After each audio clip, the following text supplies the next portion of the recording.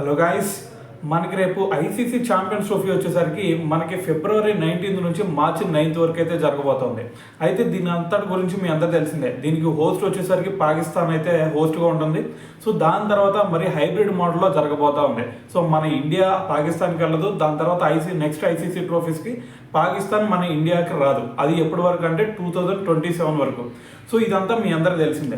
అయితే ఇప్పుడు ప్రజెంట్ ఈ ఐసీసీ ఛాంపియన్స్ ట్రోఫీ గురించి మనకు ఒక 2 అప్డేట్స్ అయితే రావడం జరిగింది.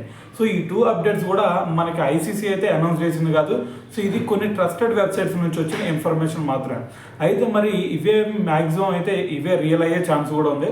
సో అయితే దీని నుంచి ఫస్ట్ మనకి షెడ్యూల్ అయితే బయటకు రావడం జరిగింది. సో సెకండ్ అప్డేట్ ఏంటి అంటే మనకి ఈ టీమిండియా మరి మొత్తం రేపు ఛాంపియన్స్ ట్రోఫీకి వెళ్ళబోయే స్క్వాడ్ ఏంది అనే దాని గురించి కూడా మనకు కొన్ని అప్డేట్స్ అయితే రావడం జరిగింది. సో దీని గురించి అయితే క్లియర్గా ఈ వీడియోలో మాట్లాడదాం. అయితే ఫస్ట్ మనకు వచ్చేసరికి దీనికి సంబంధించిన షెడ్యూల్. సో దీనికి షెడ్యూల్ కనుక చూసుకున్నట్టయితే మనందరూ తెలిసిందే. సో దీనికి ఫస్ట్ మనకి ఫిబ్రవరి 19 నుంచి మార్చి 9 వరకు అయితే జరగబోతూ ఉన్నాయి. అయితే మరి దీంట్లో మనకి 2 గ్రూప్స్గా అయితే డివైడ్ చేయడం జరిగింది. సో ఫస్ట్ గ్రూప్లో వచ్చేసరికి మన ఇండియా, పాకిస్తాన్, న్యూజిలాండ్, దాని తర్వాత మనకి బంగ్లాదేశ్. సో ఈ 4 టీంలు అయితే ఫస్ట్ గ్రూప్లో ఉంటాయి. సో సెకండ్ గ్రూప్లో వచ్చేసరికి మనకి Australia, south Africa, England, Afghanistan. So ఈ 2 గ్రూప్స్ మీరైతే గుర్తుపెట్టుకోండి. సో ఫస్ట్ వచ్చేసరికి మనకి మనదైతే ఫస్ట్ గ్రూప్లో ఉంది. దాని తర్వాత ఆస్ట్రేలియా లాంటి టీమ్ సెకండ్ గ్రూప్లో ఉంది. సో అయితే దీంట్లో మరి ఫస్ట్ గ్రూప్లో మనం ఖచ్చితంగా ఈ ముగ్గురితో ఆడాల్సిందే. సో న్యూజిలాండ్తో ఆడాలా, బంగ్లాదేశ్తో ఆడాలా, పాకిస్తాన్తో ఆడాలా. సో దానికి సంబంధించి డేట్స్ కూడా మనకైతే రావడం జరిగింది. సో ఫస్ట్ మనం వచ్చేసరికి బంగ్లాదేశ్తో 20th ఫిబ్రవరిన బంగ్లాదేశ్తో అయితే ఆడబోతాం. సో దానికి సంబంధించిన వెన్యూస్ అయితే ఇంకా ఏమీ ఖరారు చేయలేదు.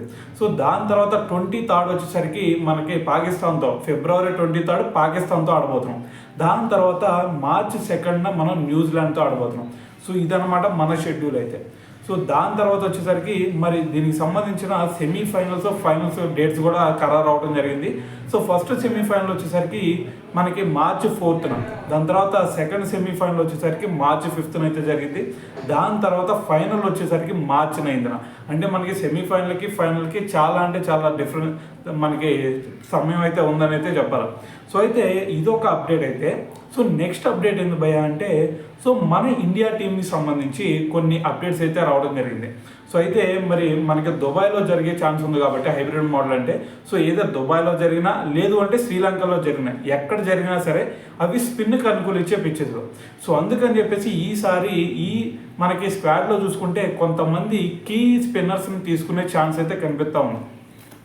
అయితే మరి ఒకసారి కనుక మరి స్క్వాడ్ మొత్తం అసలు ఎవరెవరిని తీసుకోబోతున్నారు అనే దాని గురించి మనకు అప్డేట్ వచ్చింది. సో దాని గురించి కనుక ఫస్ట్ మనం మాట్లాడితే ఫస్ట్ మనకి ఓపెనింగ్ పొజిషన్లో వచ్చేసరికి శుభ్మన్ గిల్, రోహిత్ శర్మ.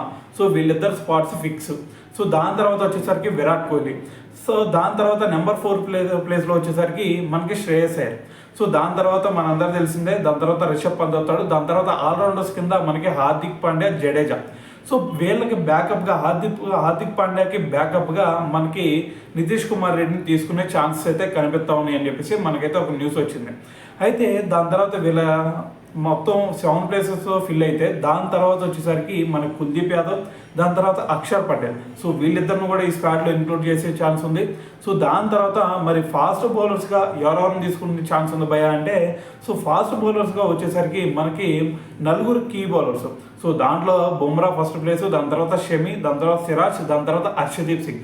సో వీళ్ళ 4 ఈ స్క్వాడ్లో అయితే చోటు దక్కించుకునే ఛాన్స్ కనిపిస్తూ ఉంది మనకైతే.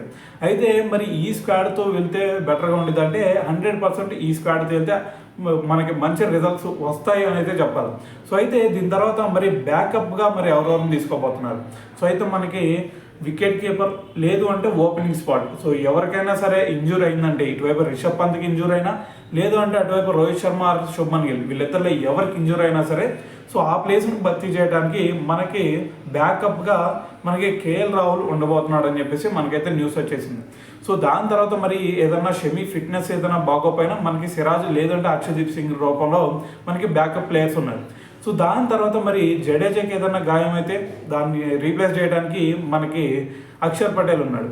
సో దాని తర్వాత మరి మనకి ఇంకొక ప్లేస్ హార్దిక్ పాండ్యాకి మధ్యలో ఏదన్నా ఇంజూరీ అయిందంటే సో ఆ ప్లేస్ని భర్తీ చేయడానికి ఎవరున్నారు భయ్య అంటే సో మనకి హార్దిక్ పాండ్యాని రీప్లేస్ చేయడానికి నితీష్ కుమార్ రెడ్డి ఉన్నాడు. సో అయితే ఇలాగ బ్యాకప్ ప్లేయర్స్తో కూడిన మన స్క్వాడ్ అయితే ఉండబోతుంది.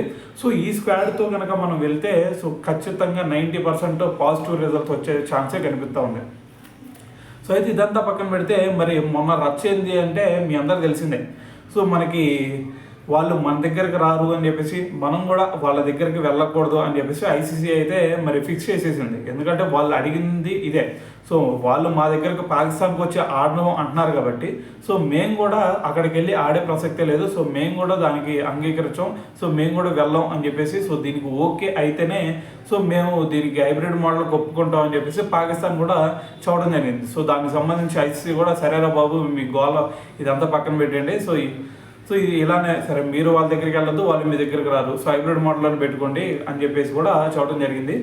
సో అయితే దీనికి హోస్ట్ వచ్చేసరికి మనకి ఓన్లీ పాకిస్తాన్ మాత్రమే హోస్ట్గా ఉంటుంది. సో దాని తర్వాత మనకి నెక్స్ట్ ఇయర్లోనే మనకి T20 మనకి ఉమెన్స్ ఓడి వరల్డ్ కప్ జరగబోతుంది. సో దానికి కూడా మన వాళ్ళు పాకిస్తాన్ వాళ్ళు ఇక్కడికి రారు, హైబ్రిడ్ మోడల్ అని పెడతారు. సో దాని తర్వాత వచ్చేసరికి మనకి ఇండియా అలాగే శ్రీలంక ఈ రెండు కలిసి మెన్స్ T20 వరల్డ్ కప్ అయితే జరగబోతుంది.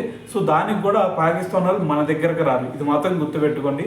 సో అయితే మరి ప్రస్తుతం సినారియో చూసుకుంటే మరి దాని తర్వాత వాళ్ళు ఇంకొక కండిషన్ కూడా పెట్టారు పాకిస్తాన్ వాళ్ళు. సో ఈ హైబ్రిడ్ మోడల్కి ఒప్పుకోవడానికి అదేందయ్యా అంటే సో మరి మాకు ఇండియాకి దాని తర్వాత వేరే ఇంకొక నేషన్ కలిపి ట్రయాంగులర్ సిరీస్లో పెట్టండి అంటే ట్రై సిరీస్లో పెట్టండి అని చెప్పేసి కూడా ఐసీసీని అడిగింది. సో దానికి ఐసీసీ అయితే ఇంకా ఏం చెప్పలేదు అనమాట. దాదాపు దీన్ని అయితే అంగీకరించే ఛాన్స్ లేదు. ఎందుకంటే బయలాటరల్ సిరీస్లో అయినా ట్రై సిరీస్లో అయినా సరే ఆ కంట్రీస్ మధ్య బోర్డ్స్కి మధ్య ఒప్పందం మీద అయితే జరుగుతూ ఉంటాయి. సో దీంట్లో ఐసీసీ ఇన్వాల్వ్ అయ్యే ఛాన్సే లేదు కాబట్టి సో మరి దానికైతే మరి ఐసీసీ ఎటువంటి స్పందించే ఛాన్స్ అయితే కనిపించట్లేదు. సో అయితే మరి ఈ షెడ్యూల్ గురించి దాని తర్వాత మన ఇండియా టీమ్ స్క్వాడ్ గురించి మీరేమనుకుంటున్నారు అనేది కామెంట్ చేసేయండి.